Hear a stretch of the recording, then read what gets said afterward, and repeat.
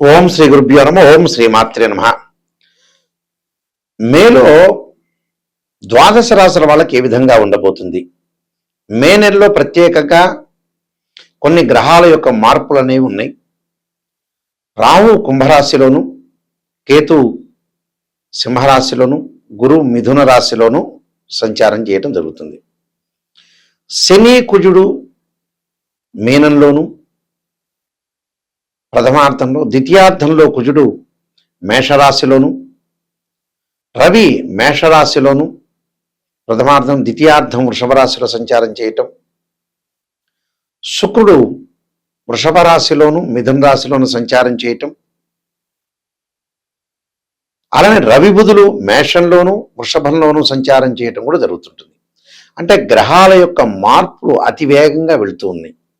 ఉండటం వల్ల మే నెలలో ద్వాదశ రాశుల వాళ్ళకి ఏ విధంగా ఉండబోతుంది? ఇవన్నీ కూడా గోచారరీత్యా చెప్పబడే ఫలితాలు అని అంటారు. జన్మజాతకాన్ని అనుసరించే ఫలితాలు కావు. జన్మజాతకం అనేది చాలా ఇంపార్టెంట్, గోచారం కూడా ఇంపార్టెంట్. గోచారం అనేది 20% ఫలితాలు. అంటే ఉద్యోగము, వ్యాపారము, ఆరోగ్యము, వివాహము, సంతానము, వ్యవహారాలు, లావాదేవీలు, కోర్టు సమస్యలు, పోలీస్ స్టేషన్లు, ఇలాంటి విషయాలన్నింటినీ కూడా మన గోచార రీత్యా తెలుసుకోవచ్చు. ఎలా ఉండబోతుంది అంటే ఈ నెల రోజుల పాటు మనకి ఏ విధంగా జరగబోతుంది, ఎలాంటి నిర్ణయాలు తీసుకోవాలి, ఎలాంటి ఆరోగ్య సమస్యలు వచ్చే అవకాశం ఉంది, ఎలాంటి ప్రికాషన్స్ తీసుకోవాలి, ఎలాంటి ప్రికాషన్ తీసుకుంటే మనకు మంచి జరుగుతుంది. ఎప్పుడు కూడా జీవితంలో నెగిటివ్ తెలుసుకుంటేనే మనం పాజిటివ్ అవుతాం. పాజిటివ్ తెలుసుకోవటం వల్ల ఏమీ లాభాలు లేవు. నెగిటివ్ తెలుసుకుంటే ఎలాంటి దాన్ని మనం ఎలా ఓవర్కమ్ చేయటం, ఎలాంటి పదార్థం తింటే మనకు లోపం వస్తుంది, ఉద్యోగంలో ఎలాంటి నిర్ణయాలు తీసుకోవాలి, ఆఫీసులతో ఎలా మాట్లాడాలి, వ్యాపార పరంగా మనం ఎలా ఉండాలి అనేది ఆలోచన చేయటానికి ఒక మార్గం ఏంటంటే గోచారం. ఆ మార్గాన్ని మనం అనుసరించి మనం ముందుకెళ్ళానుకోండి, లైఫ్లో మనం లీడ్ చేసినట్టే. దానిలోనే ఒక మ్యాజిక్ ఉంది.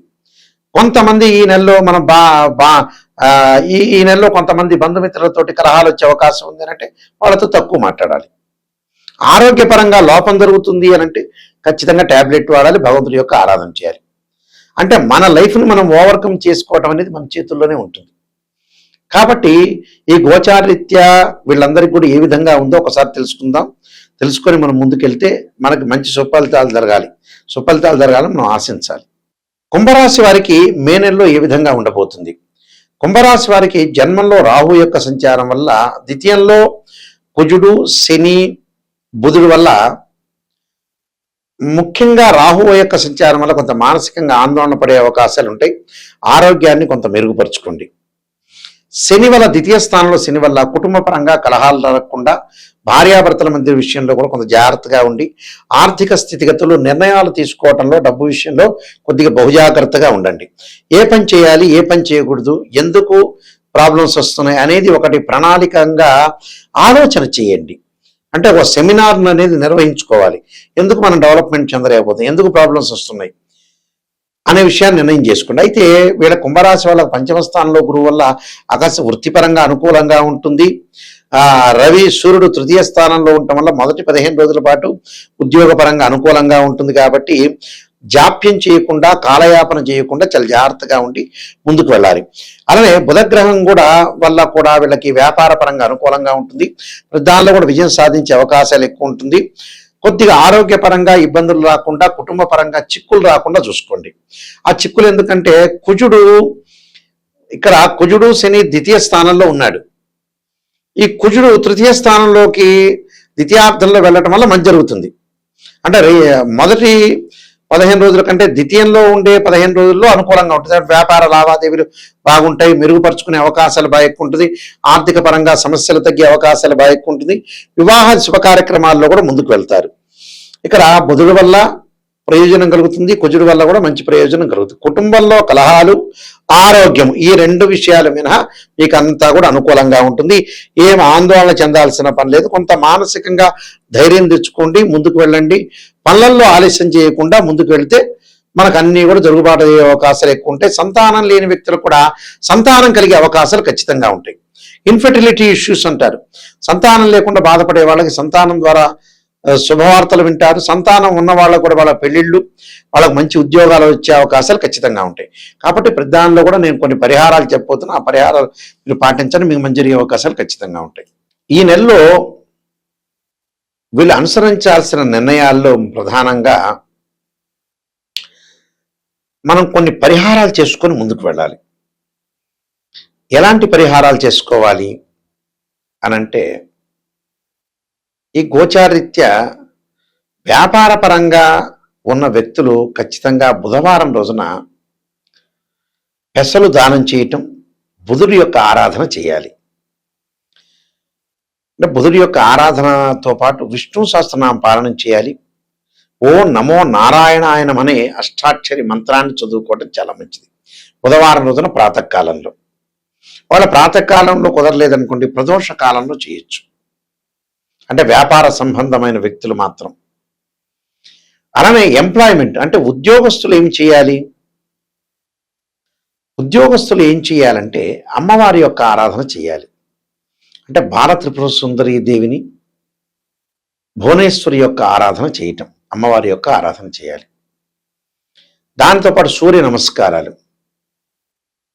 సూర్య నమస్కారాల్లో ప్రత్యేకంగా ఆదిత్యాయుధే సహస్ర కిరణాయుధీమే తన్నో సూర్య ప్రచోదయాత్ అనే మంత్రాన్ని, దాంతోపాటు ఆదిత్యాయుధే సహస్రమూర్తాయుధీమే తన్నో భాను ప్రచోదయాత్ అనే మంత్రాన్ని చక్కగా ఉద్యోగస్తులు ప్రతిరోజు కూడా ప్రతి ఆదివారం కూడా 4 ఆదివారాలు వస్తాయి కదా, 4 ఆదివారాలు జిల్లేడు సమిధలు తీసుకొచ్చి మన ఇంట్లో చిన్న హోమగండం తీసుకొని చక్కగా ఓం సూర్యగ్రహాయ స్వాహ అని ఆజ్యం వేయాలి, నెయ్యి వేయాలి. చక్కగా హోమగుండంలో సమిధలు పెట్టాలి, జిల్లేడు సమిధలు ఓ 4-5 పెట్టుకొని ఒక 11 సార్లు ఓం సూర్యగ్రహాయ స్వాహ అనే మంత్రాన్ని వేస్తూ ఆజ్యం వేయండి ఇంటి ముందు. మన ఇంట్లోనే హోమగుండం పెట్టుకొని చక్కగా చేసుకోవాలి, సూర్యుడి యొక్క హోమం చేసుకోవాలి. ఒకవేళ వీలైతే పురోహితుల్ని పిలుచుకొని కూడా సూర్యుడి యొక్క హోమం చేసుకోవచ్చు. సూర్యుడి యొక్క హోమం చేసుకోవచ్చు, అలానే సూర్యుని పూజ చేసుకోవచ్చు. సూర్యుడి యొక్క ఆరాధన చేయడం మంచి. సూర్య నమస్కారాలు కూడా చాలా మంచివి.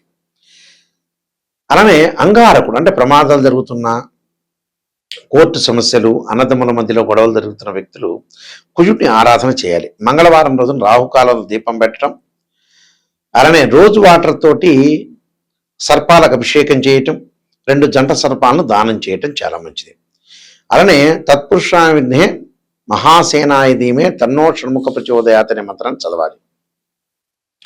అలానే శని, ఎల్లాటి శని యొక్క ప్రభావం ఉన్న వ్యక్తులు ఎవరైతే ఉంటారో నల్లని ద్రాక్షారసంతో శనికి అభిషేకం చేయాలి.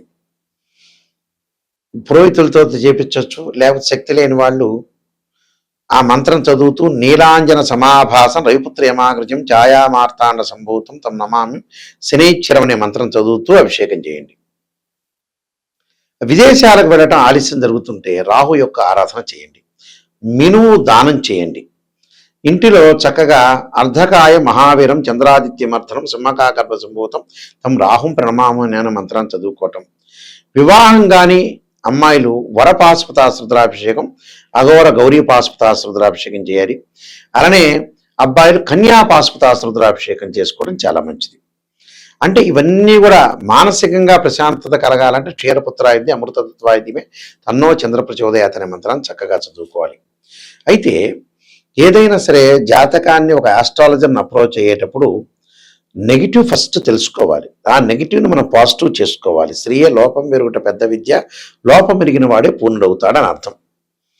దీనికి మ్యాథమెటికల్ క్యాలిక్యులేషన్ వేసి ఒక 16 లగ్న కుండల్ని మనం అనాలిసిస్ చేయాలి. ఏదో అరకొరకు నాలెడ్జ్ గల వాళ్ళు ఒక చక్రాన్ని చూసి రాశిచక్రాన్ని చూసి చెప్పడం కాదు.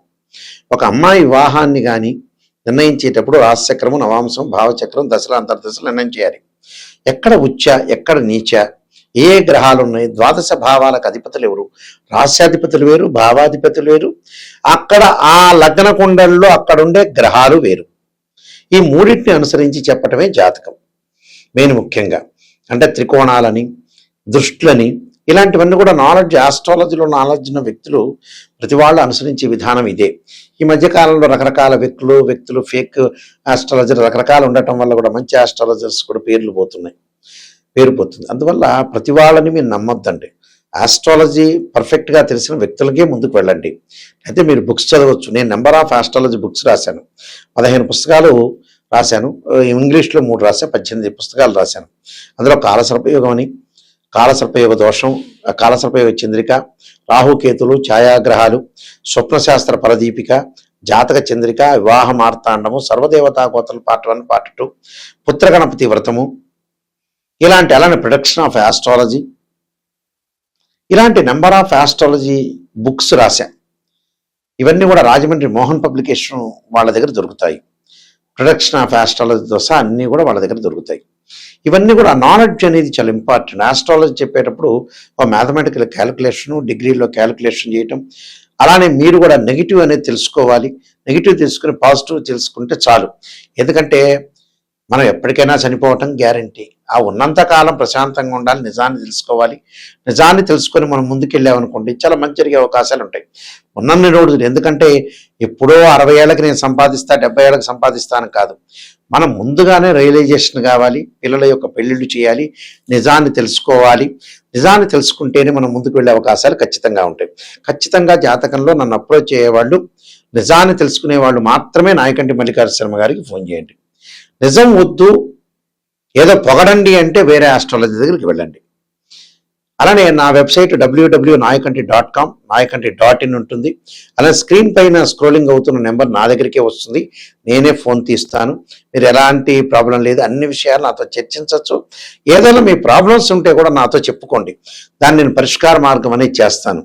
దాని జాతకం చూస్తాను, ఉన్న నిజాన్ని తెలుసుకోండి, దానికి ఎలాంటి పరిహారాలు చేయాలి, ఎలా మీరు డెవలప్మెంట్ అవుతావు అనేది నేను ఓపెన్గా క్లారిటీ చెబుతాను.